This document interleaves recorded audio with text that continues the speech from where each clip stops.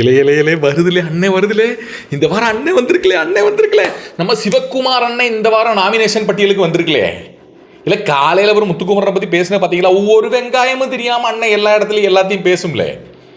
தீபக்கும் அண்ணனுக்கு போன வாரம் சண்டையிலே ஒரு டாஸ்க் கொடுத்தா கூட ஒழுங்காக பண்ணாதில்லே, கிடுக்கிடுன்னு ஆட்டி போன வாரம் சொதப்பல்லே. மொத்தத்தில் சிவகுமார் வேஸ்ட்லே. இந்த வாரம் நாமினேஷனுக்கு வந்திருக்கலே. சாச்சனாவும் நாமினேஷனில் இருக்காங்களே. அது மட்டும் இல்லாமல் நிறைய ட்விஸ்ட் அண்ட் டர்ன்ஸ் இருக்குல்லே, பார்க்கலாமலே. வாங்களே, சப்ஸ்கிரைபை போட்டு விடுங்க. ஸோ இந்த வாரம் நாமினேஷன், டைரக்ட் நாமினேஷனில் முத்துக்குமரனை நாமினேட் செய்துள்ளார் நம்மளுடைய அன்சிதா. காரணம் என்ன? ஒரு ஆட்டம் ஒன்று ஆடினாங்க நம்ம ஆர்ஜே ஆனந்தி. அந்த வீட்டுக்கு போயிட்டு இந்த வீட்டுக்கு திரும்பி வந்து, அதான் அந்த வீட்டுக்கு போன உடனே அன்சிதாவை கூப்பிட்டு வச்சு பேசினாங்க. போன வாரம் தான் நம்ம அங்கே இருக்கவங்க உன்னைய தாயா பார்க்குறாங்க, பேயா பார்க்குறாங்கன்னு எதோ சொன்னேன். முத்துக்குமரன் ஏன் நாமினேட் பண்ண அப்படின்னு யோசிப்பீங்க.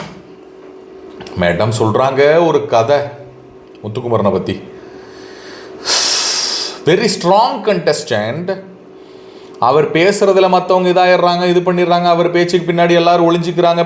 அவர் பேசுகிற பேச்சுக்கு பின்னாடி வந்து அதாயிடுறாங்க. ஐயா காரணத்தையாவது மாற்றி தொலைங்கலேண்டா. வாரன்ற மாதிரி வாரம் வந்து ஒரே அரைச்சல். முத்துக்குமரனை பேசுறதுக்கு உங்களுக்கு இதை தவிர வேற ஒன்றும் கிடையாது. வர்ஷினி டைரக்ட் நாமினேஷன் யார் பண்ணியிருக்கா? காரணம் என்ன சொல்லுங்க? சௌந்தர்யா மாதிரியே ஆக்ட் பண்ணுறதுக்கு ட்ரை பண்ணுறது யாருங்க? வர்ஷினி தானே. சௌந்தர்யா கூடயே இருந்தது யாருங்க? ரயான் தானே. சௌந்தர்யாவுக்கு பிடிக்காத ஆள் யாருங்க? வர்ஷினியாங்க. அப்போ ரயானுக்கு பிடிக்காம போயிடுச்சாங்க. ஐயோ.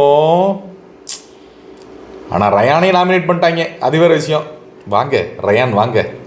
ராணவும் இருக்காரு.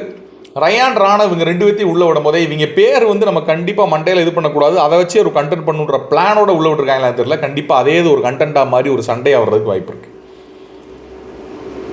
நம்ம அண்ணன் சிவகுமார் அண்ணே வாங்கினே. ஜாக்லின் தொடர்ந்து 7வது வாரமாக நாமினேட் செய்யப்படுகிறார்.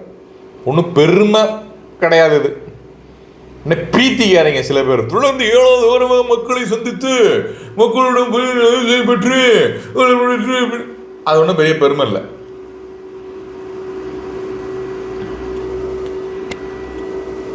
அடுத்து ஆர்ஜே ஆனந்தி. இதுவரை ஆண்கள் அணியில் இருக்கீங்க நீங்கள். இன்னும் ஆண்கள் அணியிலிருந்து நீங்கள் பெர்ஃபார்மன்ஸ் கரெக்டாக பண்ணல அப்படின்னா உங்களை வெளியே தூக்கிடுவாங்க அப்படின்லாம் நினைக்காதீங்க. உங்களையும் ஜாக்லின்மா இருக்கக்கூடிய ஆட்களை ப்ரொடெக்ட் பண்ணுறதுக்காக தான் உள்ளே வந்து 4 மிச்சர்களை எக்ஸ்ட்ரா விட்டுருக்காங்க அப்படின்றத நீங்கள் மறக்க வேண்டாம். அவங்கள தூக்காமல் உங்களை தூக்க மாட்டாங்க அப்படின்றதுனால நீங்கள் தாராளமாக வந்து தைரியமாக நீங்கள் பண்ண வேண்டிய விஷயங்கள் பண்ணிக்கிட்டே இருக்கலாம் அப்படின்றது நம்மளுடைய கருத்து. உங்கள் கருத்துக்களை கமெண்ட் செக்ஷனில் பதிவு பண்ணுங்க மக்களே. பேசிகிட்டே இருக்கலாம். நீங்கள் தாராளமாக பேசிகிட்டே இருக்கலாம். ஆர்ஜே ஆனந்தி நீங்கள் தாராளமாக பேசிகிட்டே இருக்கலாம். ஓகே. அடுத்ததாக தர்ஷிகா. லவ் கண்டென்ட் ஆரம்பிச்சிருக்கீங்க. ஊட்டி வர்றது சரியில்லை, ரூல் பிரேக் சரியில்லை, திருந்த மாட்டீங்க. என்னமோ பண்ணி தொலைங்க.